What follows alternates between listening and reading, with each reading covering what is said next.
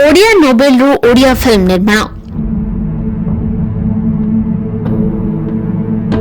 हाँ आज्ञा, एमिति एक कहानी नोबेल रु सिनेमा निर्माण करा जाइछि ओडिया रे।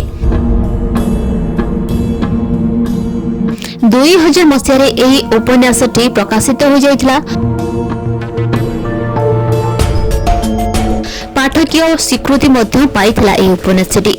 एहाकु शेषर चलचित्रर रूप दिया जाइथिबा जणा पड़िछि। तबे एही चलचित्रर टाइटल रहिछि पुष्कर। एथिरे शुभ्रांशु दास निर्देशना देथिबा देखिबाकु मिलिछि। एथिरे लीड रोल रे आसुछंती सब्यसाची और सुप्रिया। तेरे एहा एक निछक ओडिया एवं संपूर्ण ओडिया कहानी। ए फिल्म को नहीं सब्यसाची कहिसंती कि फिल्मटी एक अद्भुत। मते ए फिल्म रे चरित्र गुडी को निज भितरे अनुभव करिबा परे एहा को मु अभिनय करिबा को चेष्टा करिथिली।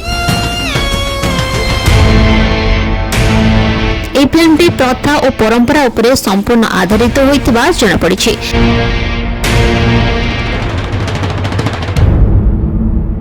तेरे एथिरे मुख्य आधार हेउछि कि आम राज्य रे हजि जाउतबा किछि परंपरा को एही फिल्म माध्यम रे दर्शकक सामना को आनिबा मुख्य लक्ष्य बोली कहिसंती एहार डायरेक्टर।